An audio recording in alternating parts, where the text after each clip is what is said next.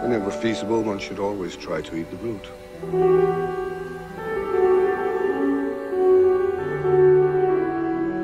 Would you join me at the table? Welcome to Eat the Rudecast, a podcast about NBC's Hannibal and the Hannibal Lecter books and movies.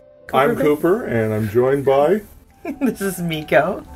This is Ophelia.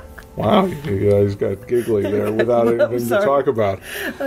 Tonight we are drinking Barbera from Cooper's Hawk, a local Chicago restaurant and winery. It is a lovely wine. Mm-hmm. And we are talking about Hannibal's second episode entitled Amuse-Bouche. Amusement for the mouth. Mm-hmm. So everyone knows we will be trying to not spoil anything beyond episode 2 because Miko is going through the series for the first time. But book spoilers have a tendency of showing up in our podcast. I want to say that this episode is written by a man whose middle name is Danger. Literally? Literally. Jim Danger Gray. I want to know how old he is, but we can't find a page for him. Wikipedia has nothing. He is not a clickable link on Wikipedia. So we ended last episode a little early because we were running very long. Yeah. But we had mentioned that really a lot of what makes Hannibal interesting as a TV series was Brian Fuller, the creator, asking himself, what would David Lynch do with a Hannibal Lecter character? Mm-hmm. And there were little pieces of that in episode 1. But right away in episode 2, we start to see the DNA of David Lynch coming across. There's a lot of it in episode 2. There were moments where I went, I know where with that, what inspired that moment. Yeah. Well, what I like about Brian Fuller's design is he's not afraid to show the DNA of his influences. He recognizes that all TV shows owe to the TV shows that came before them, and that without Twin Peaks, really most of television wouldn't be the same right now because Twin Peaks did something different and unique. And Hannibal definitely owes a great debt to Twin Peaks as a show. What I found really interesting going into episode 2 is it really feels like Network Notes and CSI meets David Lynch. Because they amped up the amount of time we spend with the lab geeks. Yes. Which I love because I love the lab geeks, but that feels very CSI. Mm-hmm. Yes, it was. You have a team now that has their moments, and each one has their personality. And they have a nice series of people here, and it still makes me laugh. And I'm sure that he hates the fact that I think of this every time he's on. The guy from the state is. But it's wonderful that Scott Thompson is the guy who's always out on the field. I can't remember his character name now. Would it be Zeller or Price? Price the younger one or the older one? It's Price. I believe it's Price. Yeah, the younger. The kind of quirky, goofy looking one? Yeah, he's kind of a redhead. So he's... And it's great to see him do, it's like it's a fun role, but still... a drama. And it's great to see him. He had that great line where they're talking about who craves sugar, and Zeller says recovering alcoholics. You know what that is. And Price says, I'm not recovering. Yeah. Yes. Exactly. Well, I have to say, as somebody who's analyzed CSI before, they are playing up on the sort of kitsch of CSI, but they're doing their field work correctly. They are not contaminating crime scenes. They are picking things up the proper way. Again, using rooms full of light to analyze.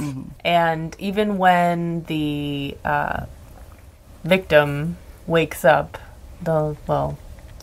even momentarily to die later in the ambulance, they freeze everybody, tell everybody to not touch anything, and that is the way to treat a crime scene. So I will That's my little dig at CSI because Well, the reason I do it say wrong. it's like CSI, it's the network notes thing, is it feels like at this point, and maybe it's because I know where the show goes, but it feels like at this point it's still not certain what it's going to be. Episode 1 utilizes a lot of material that we already know if we've read the books. Yes. The Garrett Jacob Hobbs stuff is very accurate to that. So now we've moved beyond that. So I have a feeling that at this point they were breaking the show as, okay, we're going to deal with this overarching story, but we also are going to have a killer of the week. Yeah. And I think that really settles for about half the season before they start realizing they don't need that as much.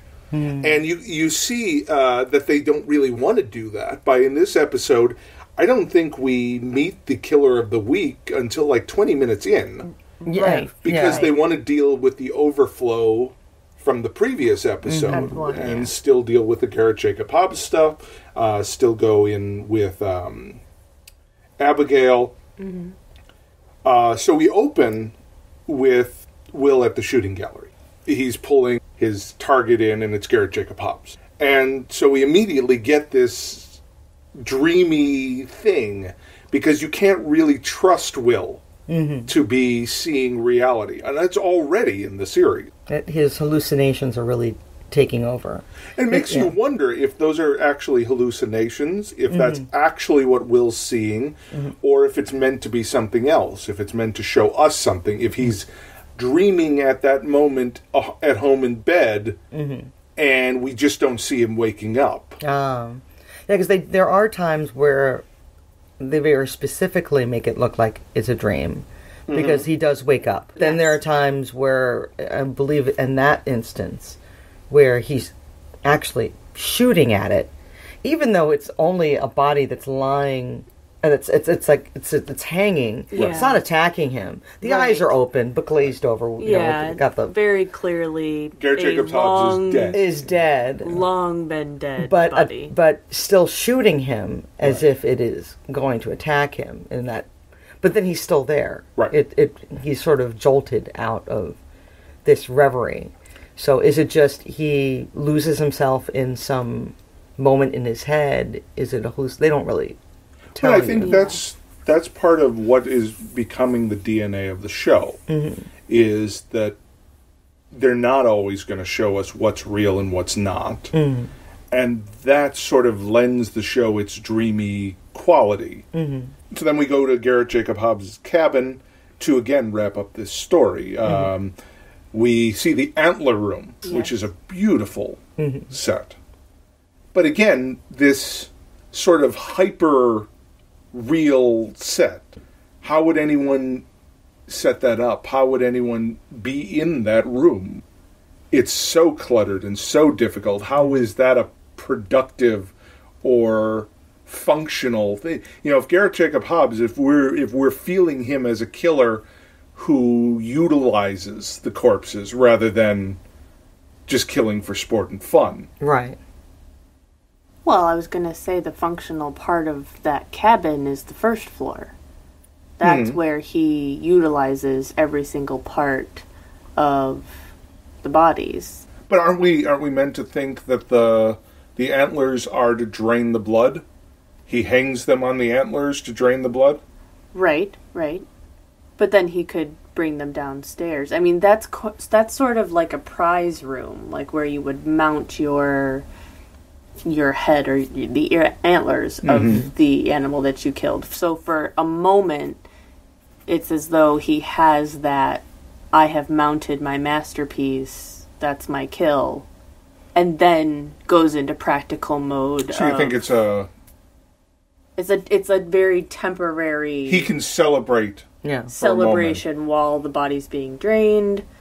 Then he takes it downstairs, guts it. Also could be that he it, wants etc. to, if he prizes that look, that girl, that style, he wants to look at her for a moment. Right. Okay. Before she becomes piecemealed out for utilization. Okay. I think it also makes it look like ritual.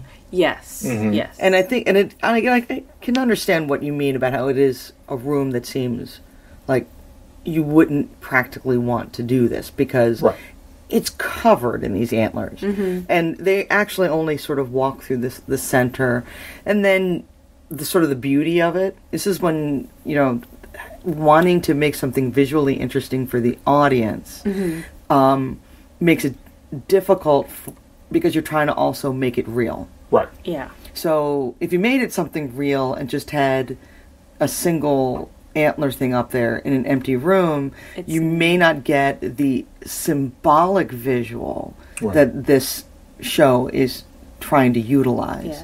Yeah. It is much more breathtaking when you go in that room and it is covered in antlers. And it's also, it gives you a psychological reaction too. Because it's a dangerous room to walk in. One misstep and they look sharp. You're closed in. And it's animalistic. You instantly get that aggressive animal feeling from that. It is definitely not conventional human thought. Right. It really, especially since we're doing serial killers who have rituals and desires and things that are so... This is painting that picture very clearly for you. And so it is interesting to go in there and have that, okay, well, he had to be very careful going in that room and very deliberate. Well, maybe as an audience member that's trying to prop up that window of disbelief in that moment, that it's not just, oh, those people just made it look pretty. You have that reaction of, can you imagine trying to bring in a body into this? Is this body still alive? How do you deal with that in that room? What does he do? Is there a whole ritual moment? And then your brain can go to some really scary places when you try to imagine and what was nice about it, though, is that they weren't gratuitous with blood. There was just a little bit here and there. A couple bit. A little you could see it on the points. On the points. A few points, not all. Yeah. Oh yeah. And just the mounting antlers. The mounting antlers. Right. And that there was a little bit of pool on the floor. Yeah. Dark, not, they didn't splatter it everywhere. It wasn't bright red. Right. Well, no, actually, that's a function of the censors. Oh. Brian Fuller has talked about one of the notes NBC gave him. As weird as it is, NBC seems to be trying to let him go as far as he wants to. Okay. By telling him things like, so if the blood is a little darker instead of bright red, you can show more of it. Yeah. Oh dear. Okay. So it's actually this really weird dance that he has with the censors. Because, I mean, this show gets away with things that I've never seen on television. Oh, yeah. It's stunning. But it's definitely a give and take back and forth dance. Biologically, it would be darker by the yeah. point of someone discovering it. So it's going to be brownish.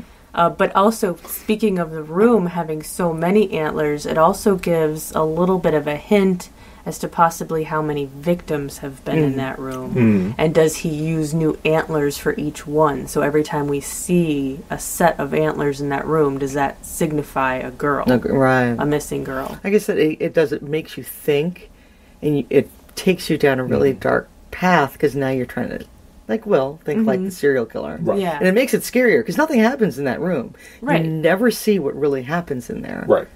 But your imagination takes you to some scary places when you see it. Well, because you also see Will's face processing it. So you're trying to figure out, what is Will seeing? And then what should I be seeing that I'm missing here in this room? So then your imagination just runs wild, filling in all those blanks, like you said. And I guess because they've already caught him and this is not an investigation, we don't get the walk back. Right. With Will. So it's definitely left up to our imagination at that point. Well, and this is where the wrinkle is introduced. Jack Crawford asks, implies that Abigail, the daughter in the hospital, would be Garrett Jacob Hobbs' accomplice. And you immediately see Will's defenses come up because he saved this girl. She is the goodness that came out of this situation. And he insists that that's not the case. And then finds a long, curly red hair saying somebody else has been here, which introduces us to Freddie Lounds. And Freddie Lounds is a character from Red Dragon. Yeah. Well, Freddie Lounds it's a man in the is a male character from Red Dragon. Yeah. That's valuable to mention. I find it silly that we're supposed to believe this Tatler crime website is as important in this universe as the Tatler newspaper was in the Red Dragon universe. The whole point was it's this thing, this shocking thing, that this reporter has information right away. And, it's a completely different era now. Yeah. So to see Freddie sitting naked in front of her computer, which was lovely, because that actress is Laura Jean Chirostecki, is lovely. When she's moving her little picture into what looks like Apple's version of Microsoft Paint to immediately publish to the internet. I don't know. Maybe that is the Mac web development platform. I have no idea. The show is taking us to a place, and we're being asked to buy it. Yeah. Okay, sure, I'll buy it, because Freddie Lounds is an interesting character, but really tabloids don't have nearly the significance that they did when Red Dragon came out in 1980. Yeah, but I think that's what Freddie Lounds is in this. She's internet fame whore, basically. Which brings us to the first Hannibal credit sequence, because episode 1 did not have a credit sequence. No. What do you think about the Hannibal titles? It was funny because when it started, I was like, "Wait, whoa, okay, oh, that's right, pilot. Now we have money, and we can Blood Against White, and we can do open credits because we know we're going to do the show." And I was trying to discover this last episode. Brian Reitzel is the composer, and he does just wonderful incidental music on this series. Jack is sending Will to therapy, and we have a wonderful moment with Caroline de Haverna, who is the lead character from Brian Fuller's previous series, Wonder Falls. Because I do like her presence there, because there's such a soft interaction between her and Will. Because all the other interaction, especially because with Crawford and Hannibal, there is like a tango going on. So it's nice to have that counterbalance. But I do a lot of analyzing of design, because it's my background. And since every single outfit she's in has some sort of, it almost looks like a pen and ink. It does. I noticed that a lot this there's episode. always some kind of pattern on her. And at first I thought, well, because sometimes these choices are made because you get product placement, or you get a certain designer will send you things, or a certain store, or that just happens to be, when you go to the store, that's what's there. Everything is in the same pattern because that's what's in. This second episode, I started to think that it was deliberate, because she's in that beautiful dress. She talks about the book she's reading and about how she wanted to raise peacocks because of the book. I realized that the dress she's wearing looks like peacock feathers. If that's deliberate, I wonder if this palette that they paint her in, because everyone is and there's also a deliberate palette change for Hannibal in this one, which I thought was really interesting, because they were so much in the same palette, and Hannibal spends this entire episode in the dark saturated colors like Crawford. So I was like, okay, this is a very interesting choice. What is the power or dynamic change here? That they are no longer presented equally. He's now being presented like this other oversaturated world. And now Will is the only one who is. It could be because this episode sends Will to therapy. So Hannibal becomes this sort of authority figure to Will. Will didn't see Hannibal that way. Will saw him sort of maybe on the same page, maybe. But now he goes to see Hannibal and has one of my favorite lines when Hannibal says, here's your approval. You can go back to work. And Will just says, did you just rubber stamp me? Will says, the last time he sent me into a dark place, I brought something back. And I'm curious what you two think, because I think it's the Raven Stag that he brought back, because that's a reoccurring element, and that shows up again in this episode. And Hannibal perceives it as Abigail is what Will brought back. Right. And Hannibal asks if, they talk about if they feel a sense of responsibility. And Hannibal says this line, I feel a staggering amount of responsibility. Mm-hmm. And I feel like this is Hannibal recognizing the responsibility he has for who Will is and who Will may become. Mm. Because the rubber stamping of Will is just see how he runs. And that's typical of Hannibal. He just wants to see what people are going to do. Will is far more interesting to him out in the field than just as maybe you shouldn't go back out in the field. Let's just talk for a while. There's a lot of really good dialogue in that scene. There is, because they say things that are so profound. Mm-hmm. Right. Well, yeah, this show does not have any minor banter. No. Everything is so dense. Hannibal says the mirrors in your mind can reflect the best of yourself, not the worst of someone else. Which says so many things, because Will is feeling like the mirror in his mind is reflecting Garrett Jacob Hobbs, because if Garrett Jacob Hobbs is a killer and he killed Garrett Jacob Hobbs, well, I must be a killer too. Mm-hmm. And it also says, well, I'm reflecting Hannibal because we're alike, you and I. And there's so much there. Oh, yeah. Well, let's take ourselves to the first creative killer tableau. The kids find the field of mushrooms. And that's really, I think, what made it feel so much like CSI. Mm-hmm. Is, okay, here's some new characters. They're stumbling across a crime scene. Mm-hmm. So it's either going to be someone just dies on camera, or here's some stuff that's happening. Well, it had such a Stand By Me feel. I was like, the whole time I'm going, oh, don't draw this out. You know you're going to find a body. Yeah, right. But what was wonderful about it is that we see a body in a way that I was not expecting. Right. Oh, yeah. Right. Nothing you've seen before. Yeah, so that was nice, because I was sitting there going, kind of rolling my eyes, like, oh, okay. What the hell is that? and then it's a question I wanted to ask last night, is because we are doing a weekly series and we do have to come up with more killers and more ways of killing, and not having read the books yet, how much of this are they drawing from?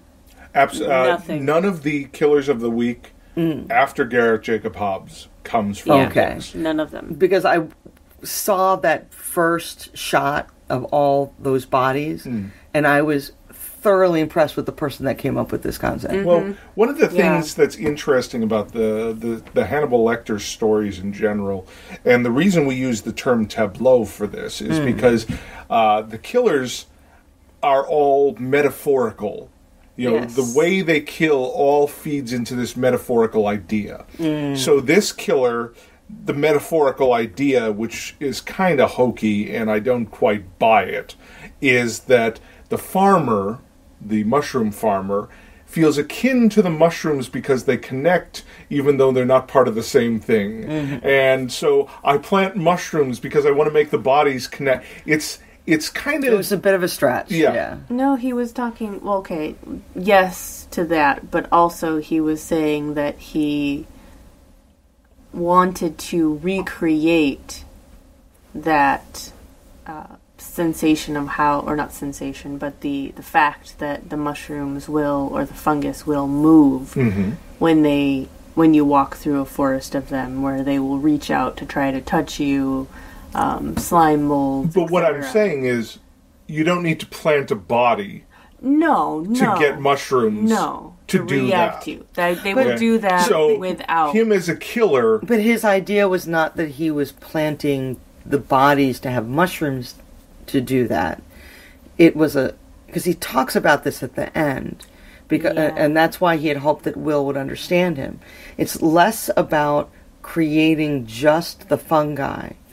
It's that human beings in his world don't reach out. Right. He is isolated from people. There is no connection. Mm-hmm. And here is this substance, this living thing that reaches out. So he was trying to create something in which a human being and the fungi were together to facilitate this thing that he doesn't see happen in the real Yes. world. It makes no frickin' sense because he's a serial killer. Right. He's crazy. It's one of those things that's good that it's if it only is 1 or 2 episodes, it's about as long as it's going to last. Yeah. Well, but that's really what this this universe produces is metaphorical killers. In the books, Francis Dollaride was becoming the Red Dragon, and so his kills were about that. James Gumb was transforming from man to woman, and so his kills were included the pupa of the moth because it was about transformation. So we're being asked to buy that serial killers, which by and large are not a very metaphorical group of people. No. They're generally focused on a very specific thing, are somehow more creative in this universe, are somehow drawn to these operatic displays of how they feel. And right off the bat, we're being shown this and saying this is how they behave. And so that becomes the blueprint for the series here. Or the specific blueprint for which Will is called in for. Oh, that's true. Yeah. Well, of course, it just feels like there are an awful lot of serial killers in the greater DC metropolitan area. Yes, and very, very creative. Which led us to a really cheap 7 jump scare. Yes. That got you, Ophelia. Oh, it got me both times. Oh, yeah. I jumped more than both 3 times. 3 times. The 3 times I've watched it, I still jump every single time because I know it's going to happen, but... The scariest thing for most people is the idea of being buried alive. Oh. And even though they do wind up saying that they're not really conscious of it. Right.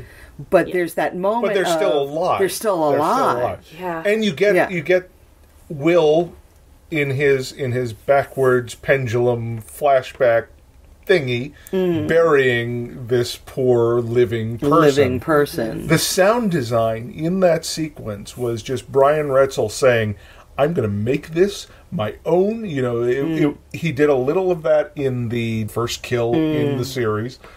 And just the look, the reverse time lapse of the footage where you see actual slime molds forming. Yeah. And it was just a gorgeous sequence. And they really amp up the color when we're in these moments. Yeah, whenever he's in his walk-back moments, it's very saturated.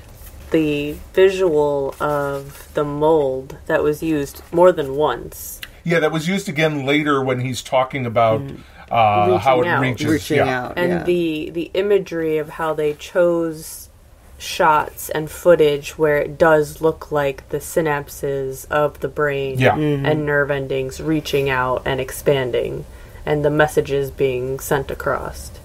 I thought that was really nice imagery with the mold there. Yeah.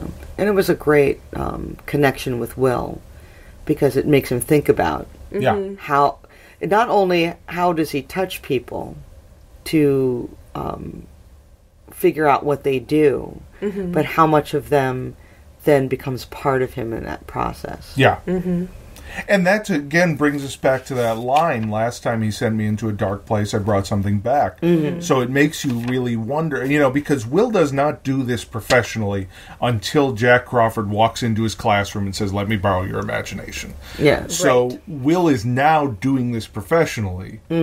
And Jack does the same thing in this one. What do you know about gardening? Yeah. And that's another one of those CSI things. It's like, oh, look how cute we're being. Right. We're going to tease this little tip of that. But then in the middle of this, we're in this CSI investigative mode, and Will's in therapy, and Will's talking to Hannibal, and then this amazing scene where Hannibal meets Freddie Lounge shows up.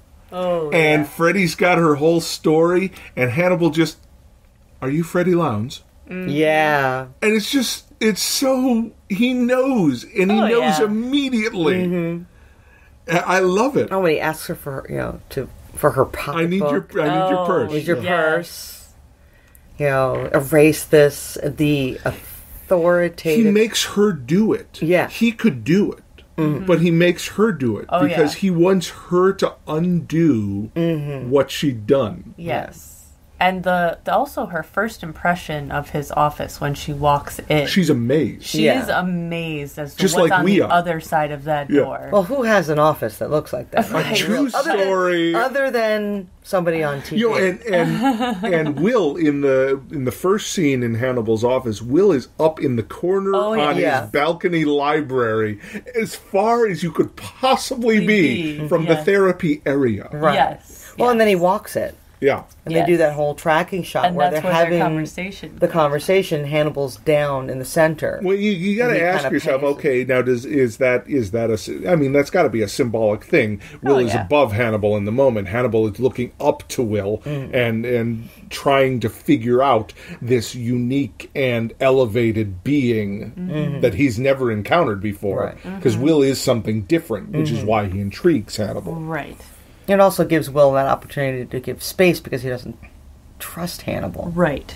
He knows he doesn't know what it is yet, Yes. but from the get-go, he's been kind of, I don't quite trust him. Right. But he's sort of reluctantly... It's almost like he's talking to him not because he feels like he's actually going to do anything. It's like, well, I got to talk to somebody. Right. They're going to make me talk to somebody. Yeah. So I may as well talk to this interesting weird guy. Right, exactly. And go There's through these something motions. about him that he's also equally intrigued. Yeah. Yeah. But that is kind of interesting that it is. He chooses sort of like the furthest that he could possibly be. And it's contrasted in this scene when Hannibal sits on his little couch and he pats the seat next to him. That is so creepy. And just invites Freddy over to sit with him this is on not the little gonna couch. Be good. Yes. This is not going to be good. And at this point, we still, I mean, going in fresh, we as an audience still don't quite know what the deal is with Hannibal. Right. We know it was strongly implied that he eats people. Yeah. We But made I assumptions. still haven't seen any evidence of we that know yet. We know that he probably was the copycat from the Minnesota Shrike, and that her lungs were missing, and that Hannibal happened to at that to be moment be cooking eating lungs, some lungs. which I didn't know you could just cut up like that. I didn't know lungs were a solid thing. Actually, I thought they were like bags. I have no idea. Really don't know about human anatomy. So They're not. They're not like that. I was they're going to more say, solid, huh? They are more solid. The one thing that sent chills down my spine would be the petting of the seat next to him, and then the line, "You have been terribly rude, Miss Lowndes. What are we going to do about that?" And then I was like, that's it. Yeah. She's done. I thought the same We are thing. I thought never the gonna same- see her I in went another and I'm episode. Like, wow, And 2 they episodes and you're immediately gone. cut to the next scene. Freddy's not even in episode 1. She's mentioned. But she's not actually. But she's not in actually episode shown. 'Cause- Oh, well, okay. and for me, this is me from the I've read the books, being like, okay, well, Freddy Lowndes is in Red Dragon, Yeah. so they couldn't possibly kill her yeah. already. No. I was quite surprised when we saw her later on. And then they cut to loin. The loin with the rich Yes. blood red sauce. Exactly. And that's what was so... It was like... It was deliciously manipulative. Yes. Because every bit of that just like dripped so menace. tender. And I was this, like... this whole scene here where Jack is having dinner with Hannibal, just scream. I mean, it's the kind of thing that when Jack realizes that Hannibal Lecter is a cannibal, he's going to be like, fuck. I ate at his house. Because, I mean, it's just full of lines where Hannibal's like, get it? Yeah. Because I'm a cannibal. Yeah. You know, he says, next time bring your wife. I'd love to have you both dinner. That was one of my favorite lines. I mean, he may as well be wearing a "Hello, Yes. I'm a cannibal" name I'd tag. love to have you both I would for dinner. love to have you both for dinner. Yes. Oh dear. Well, and I love the implication because Jack is such a hard-working guy, Right. and I love the implication that he gets out and he goes and he has this really fancy dinner with this really fascinating and erudite and Right. guy, Hannibal Lecter. And this is Jack's boys' night. Boys' night essentially. is having... I'm going to go hang out with Hannibal. And what was wonderful is that during all of that, then he does the thing that Will does about, is this therapy? Because he starts analyzing his relationship with his mother. And Hannibal has that. We've already talked about your mother. That wonderful line. Yeah, exactly. We might as well. Why stop there? Why stop there? and the sort of amused little nod to it that Crawford gives, like, "Oh, you got me there." I guess I'll just let you have full access to my mental facility. Exactly. Just walk right in and make yourself at home. Someone that here's my brain that can make this delicious, complicated pork loin. Can't possibly have an ulterior motive. So we find, really, even talking about it, the killer of the week is the least interesting thing in this episode. Yeah. The fungus is interesting. The killer himself. The way it was killed, the whole thing, he was kind of creepy when they were figuring out who he was. And they're like, he has to have access to people who are diabetics, and he must be following the medication. And when he wasn't speaking, he was very creepy and intense, and then we get to the end, and it was a little bit of a letdown. Well, there's an interesting moment. This is Brian Fuller, creator, just being flagrant here. Shaylin Simmons, she plays a character named Gretchen Speck Horowitz, who got divorced and so lost the hyphen. Lost the hyphen. Well, what's interesting is she also plays Gretchen Speck Horowitz on Wonder Falls. Really? Yeah. Same name. Same name. So it's Brian Fuller brought her back and said, "Why don't you just play the same character?" Because that character obviously moved from Niagara Falls region and then almost got killed by a serial killer. Yeah. So my favorite part of this sequence, though, is the SWAT team in the grocery store. Yes. I love the incongruity of these men in black with their guns and flashlights just moving down the aisles of the grocery store. Food section. Yeah, it reminds me so much of Hot Fuzz. Oh. Yes. It was an impossibly huge supermarket, very large supermarket. Because they just kept going and going, and then the way it was painted was, you had these guys all in black in this brightly lit supermarket with these really bright paintings on the wall. I'm like, you're not hidden. Right. Yeah. Right. Yeah, they're I mean, they may as well be wearing camouflage. Yeah. For as hidden as they were. Yeah, it was that moment was kind of hilarious of all, and yet there's this entire huge group. Yeah. And he's not there. Right. It's like, how did you not know? Yeah. Well, he just got out at some point. Yeah. But what struck me in this scene is Will gets out to the car and he takes the lead. I mean, this is a special investigator. This isn't SWAT. This isn't even really an agent. He grabs the but he knows. baton. He breaks the window. Well, it's not even that he knows. It's that I think he's desperate to not have the killer get someone in front of him when he can stop it. So he is going to be the one to break the window, get into the car, and pop the trunk full of fertilizer. Yeah. And do you think he always has his trunk filled with fertilizer in case he finds that special someone? That's a good point. Because it was a nice car. It's a really big supermarket. You could just have it in stock. He bought a little in the fertilizer section. That's very true. Very possible. And you also don't know how much preparation had gone up to that point. Because they had really kind of cheated us out of process at this point. And again, we often have to deal with the constraints of how much time they have to tell a story. Yes. Sure. Yeah. Well, I think when they have to wrap it up. I think that's the thing that we see is that Brian Fuller may have been coaxed to make this a procedural, but he really had no interest in making a procedural. Yeah. So even, and this is something we'll see recurring this season, is no matter how interesting the killer of the week is, we spend less and less and less time on the procedural nature of that crime. Mm-hmm. Yeah. So it'll often go to, here's a killer, and oh, look, we found him. Let's go talk to Hannibal about it. Wow. Right. And that really even in episode 2, it's apparent they're not interested. And it's a shame that they have to do that because what's wonderful is them figuring out how this happens, and the team in there realize, well, how is this hooked up? How is it, and how they tell you how the whole thing works and where it's done, and then Will is the one that figures out that it's the people who are diabetic. Mm-hmm. Right. Without all acidosis. No lab, results, no nothing. They're trying to think about it, and he just comes up with it. Yeah. Right there. It's Will. It's needing to set Will up as the smartest man in the room. Yeah. What makes Will unique is that he makes these leaps that no one else would actually make. Right, right. And I imagine he makes these leaps and is sometimes really wrong about them, but sometimes really right about them. I mean, because he can't just be right all the time. He's not Hannibal Lecter. That's why I wasn't surprised that he was like, is his car still in the parking lot? Right.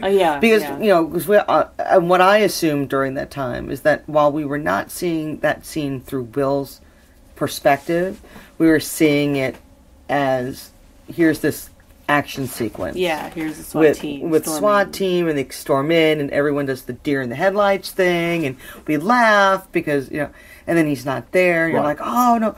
But I'm sure that while all this is happening, Will is processing. Oh, yes. He's thinking about how he would have transported bodies. So it's like, okay, well, he's found his victim. What would he do? If he has indeed just logged off his computer, he does not have enough time to get that body to safety if he has his next victim. And he's also thinking about, he knows that he must start a new garden because we just dug it all up. We just dug it all. Exactly. We've kind of set all that up.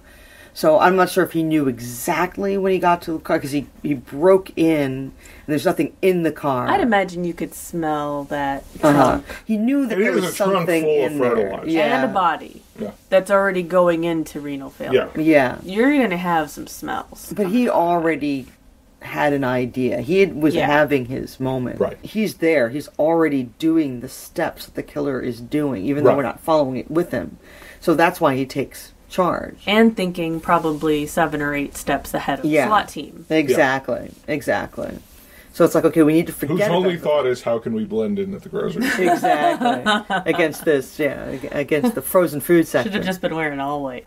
So Jack goes and yells at Freddie Lowndes for a little while. Yeah. Threatens her, obstructing justice, blah, blah, blah. It's back and forth. That's really just designed to show two very strong personalities butting heads, and really just remind us that Freddie is part of this show. And also that there's a mole. Yes. Yeah. I really felt that was the true purpose of that scene. Right. Is that it's not just that she gets the local cop to talk, or she hides behind the door, that there is a mole within the department. Our good friend Zeller, of our favorite lab tech team, is a mole for a moment that is really inconsequential for the rest of the series. Right. This is really why I feel that episode 2 is a bit of a weak episode, is because they're not sure what their dynamic is. And really, that's true about a lot of shows' second episodes, is they have really powerful pilot, that's what gets them sold. Then they take it to series, and it's like, okay, well, we got to follow that pilot up with something. So let's, I don't know, a garden full of mushrooms. Let's try that. Yeah. But we do have this wonderful sequence in the hospital where Will is clearly sleeping, and we see him imagining Alana's footfalls into the Raven Stag walking down the hallway. Which is really another one of those beautiful sequences that's designed to keep us off kilter. Even though this one's clearly a dream sequence, because we see Will sleeping at the same time. It's also one of the very big Lynchian moments. Oh yeah, that's the color choices and the lighting choices. The lights in the hallway going off. Yeah. Yes. Exactly. Yes. But it is, and that's one of the things I know we keep bringing up Lynch. So he's never stealing. No, it's definitely using an inspiration. It's as though making his Lynch created a language for television. Exactly. And Brian Fuller is speaking that language, and he's speaking it very well. Sometimes better than Lynch, because Lynch gets a little too self-indulgent at times. the scene between Will and Alana, where they talk about Flannery O'Connor in this book, this is a lovely sequence. And again, it feels very Network Notes. Because it feels like, okay, Will's going to need a love interest. Yeah. And why not make it this woman who's never been alone in a room with him because he's so off the wall? You know, we had that conversation between her and Crawford about if she was ever going to do a study about him, it'd be after he was dead because it's a little nuts. Yeah. You know? She doesn't want to get that close. But it is a lovely sequence, and Caroline de Havilland is just really engaging, and their back and forth is so nice there. And, you know, Will is being set up as this romantic lead, which is a little off-kilter, because Beverly Katz, earlier at the gun range, is so clearly all into him. Oh, my God. Oh, that whole thing of positioning his body. That sequence was the number one thing that backs up what I said last episode, where Will's psychosis is different after the pilot, because the Will of the pilot, who couldn't even look Jack Crawford in the face, would not have let Beverly Katz touch him.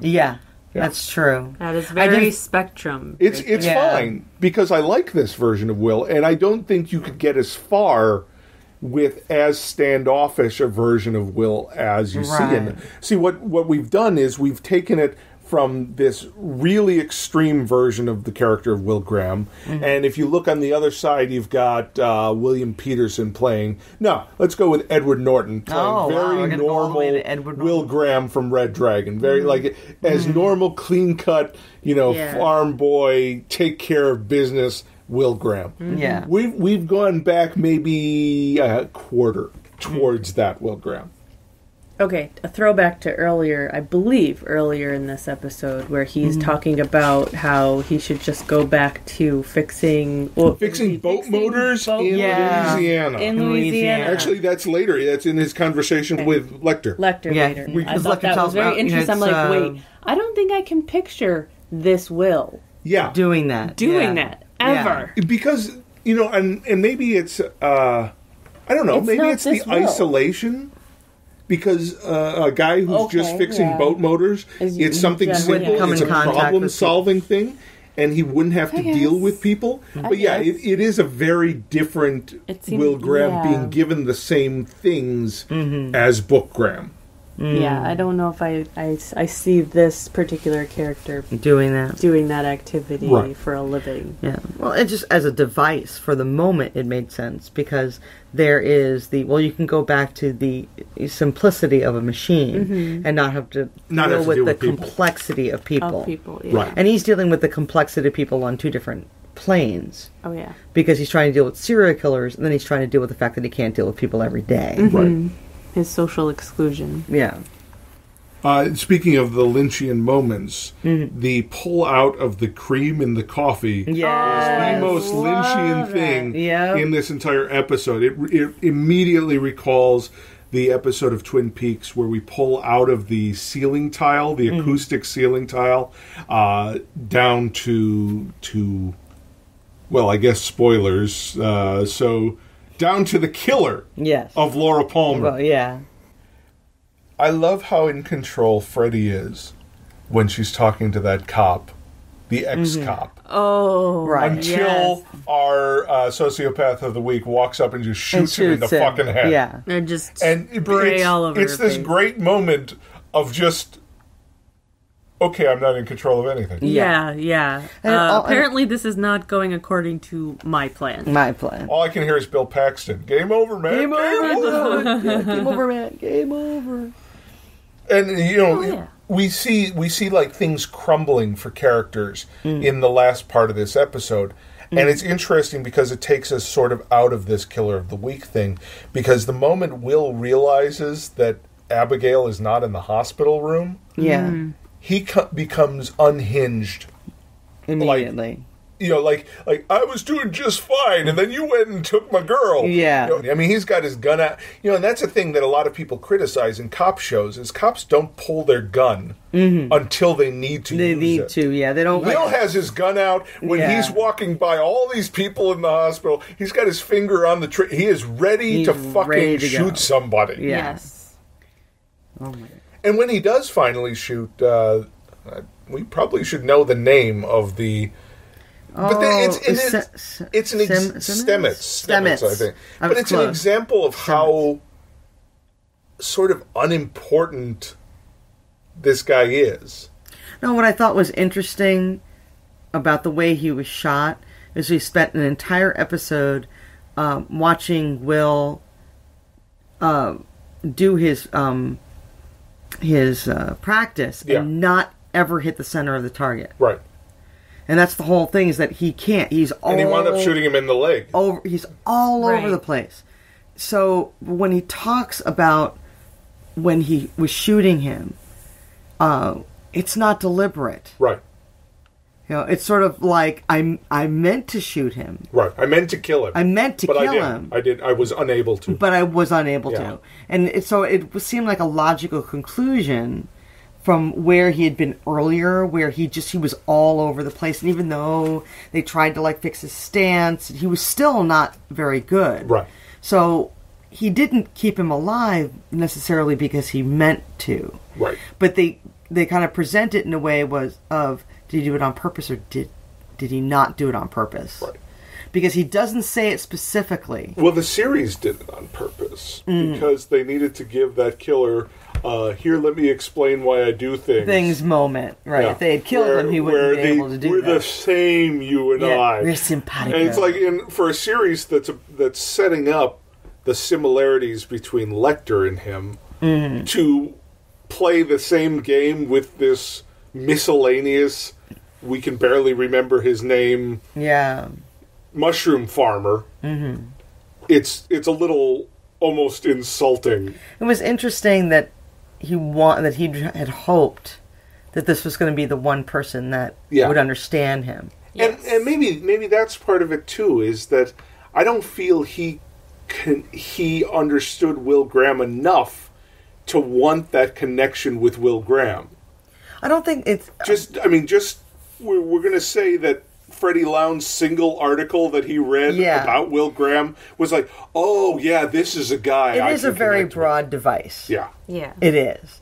Because I don't think, as well, that he would learn everything he needed to do about Will. But it is the implication of, oh my God, he's just one person who connects with serial killers in a way that nobody else does, and connects with he's like the mushroom. Own. So maybe I'm going to finally find somebody. Okay, I could go with that.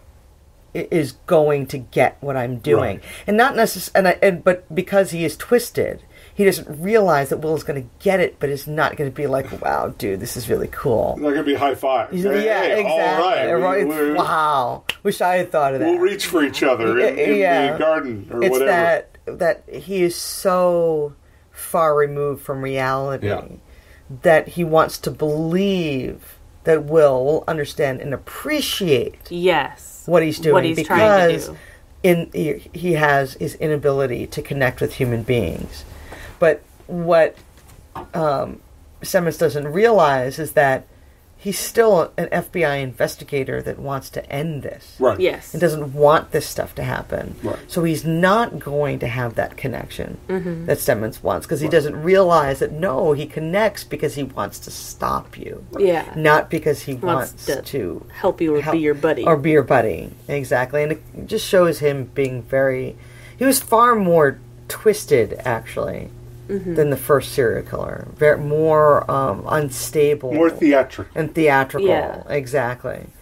Even the way he was portrayed and the way he very creepily changed the medication and kind of stared at people, the women as they left. Leered at Gretchen Speck Horowitz.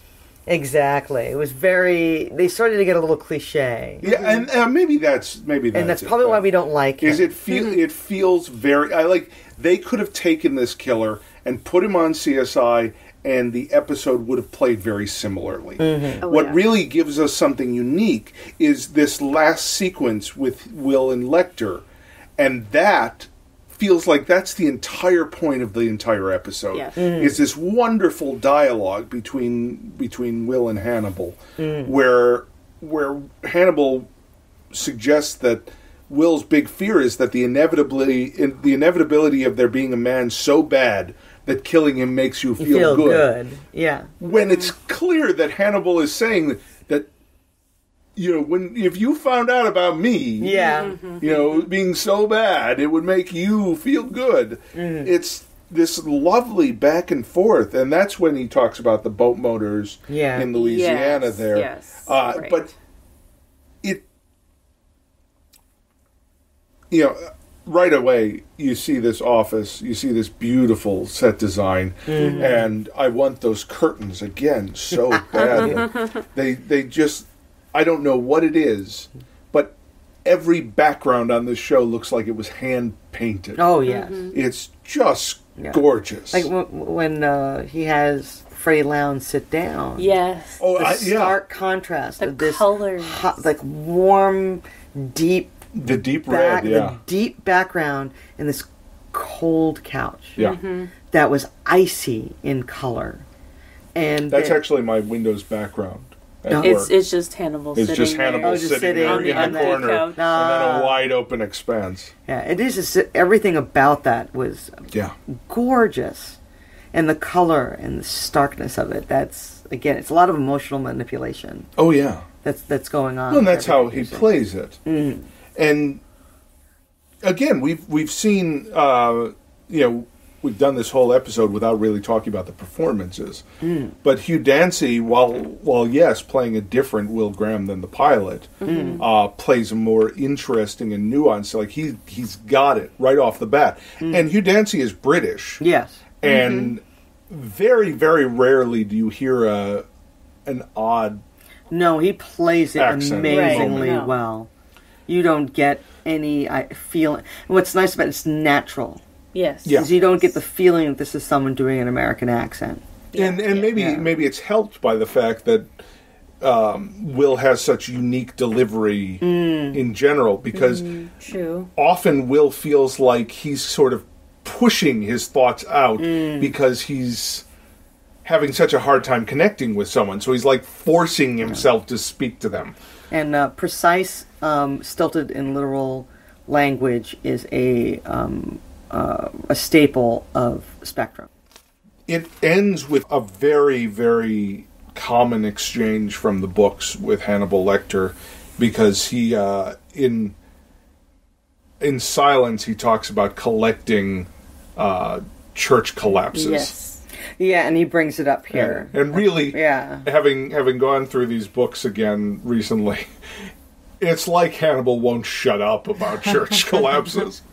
And so, when we watched through the first time, it's like, oh yeah, that church collapse thing, that's cool that they pulled it out. And then rereading the books is like, okay, there's like 6 or 7, I don't know, in the whole a lot series. of them. So in that where he's talking about the roof collapsing and killing 34 people who were, sort of worshiping him at the time, and in the books, it's a delivery through a letter that is written to Will from Hannibal Lecter, and he's trying to help Will feel better about killing Hobbs. Yeah. And he's saying things like, well, it feels good when God kills, and surely you can have this one really bad guy. Because what could it matter? What could it matter in the Saves grand people scheme by of taking things? his life. But in the show, they sort of spread the line over to Will, and it's not just Hannibal saying God feels good; it's Will saying God feels good, or Will questioning. He was Yeah. sort of making the question, posing the question: Does Hannibal, God feel good? Does God feel good about that? And then Hannibal saying, "Well, he certainly feels powerful." Which is such a great connection between both Hannibal and Will. Yes. You immediately know that when Hannibal kills, he feels powerful. Yes. And he's giving Will permission to feel the power he felt, because now Will has killed a man and shot and disabled another man. Yeah. In the space of, I don't know, a week. The timeline is very funny. No, they don't really give you an idea. It's like the way everybody was, dressed in this episode. I was like, we did everything in one day. Nobody went to sleep and changed their clothes. This really only happened in one day. Because it didn't look like anybody changed. Right. Everyone had the same look from the beginning to the end. So I was like, oh, episode 2 was it's all in one day. 24. All in one day. 24. And then after the he felt powerful line is a very abrupt cut to black. Yes. It's like the scene didn't even end. It's like, that's it. Yeah. That's it. But that's what he's basically telling him is essentially why serial killers do what they do. There is a power in what they do and a control. Mm-hmm. And it's less about the need to do something good or any kind of revenge or the way most people usually kill in anger. Mm-hmm. And it's less about being powerful than it is sort of an extension of people's sort of anger and frustration and more maybe control. Mm-hmm. Whereas what he's trying to hint at in this is that there's something even bigger going on here, in that there is a power in doing all of this. Mm. Yes. Yeah. And I found it interesting as I thought that he was sort of providing some insight very indirectly. Yes, yes. Yeah, and whether or not Will is going to then put that puzzle together later on. Because he gave him he's a little treat. Feeding him a little bit here. Yeah. Just like he's giving Jack Crawford basically I'm a cannibal. Wouldn't it be funny if I was a cannibal? Right. Yeah. I have to editorialize myself again. Scott Thompson is from Kids in the Hall. Oh, goodness, yes. I confused him with another redhead that is Kevin Allison. I saw a picture of him on IMDb when I was looking up the cast list while we were talking here, yes. But it's sort of it's like a little bit of the Scott Thompson that we kind of know, but it's great to see him do this sort of drama, and he adds a very kind of fun edge to it. Yeah. Because when we're dealing with everything else, there is a little bit of humor here and there, even Hannibal has some humor, which is wonderfully off kilter. But it's interesting that our CSI crew, is our lab actually geeks. Our lab geeks are very quirky. Yeah. Oh yeah. And that is very much Brian Fuller's influence there. Mm-hmm. That feels the most like his other work of all the things in this series. He trends towards quirky and light. Mm-hmm. If you watch Pushing Daisies, it's nothing but quirky. Wonder Falls takes place in a tchotchke shop at Niagara Falls. So, I mean, there is not enough quirk in the world to sustain that. That's why it only got a season. Yeah. Is because it actually couldn't sustain itself on quirk. And so the lab techs are our gateway into that. And I really got that feeling in this episode as it's Brian Fuller being like, well, we can just have fun with that. Yeah. Mm-hmm. It makes me wonder what they all do when they go home. Like they what do they do for fun? What do they do for fun? Because they are each so interesting and like so quirky and complex, and the little jibes that they kind of throw out, and there's a banter. It feels like a real working relationship. Yes. Mm-hmm. Yes. It does. Yes. It does. Most definitely. It's very natural in the way they banter with each other. So that's the end of episode 2, the Amuse-Bouche. So we're moving on to another episode directed by David Slade next week. It's going to be I'm looking forward to seeing where we go with the killer of the week. And I really, like I said, with 7, I don't want it to die down and become formulaic and just I promise you are going to see kills in this series that have never been seen in the history of television or movies ever. I'm excited. Period. I know that sounds terrible to say. No, I get it. We're right there with you. Keep watching. You will not be disappointed. Yeah. And to those listening at home, if you have a thought on episode 1 or 2, you can email us, eattherudecast@gmail.com. You can follow us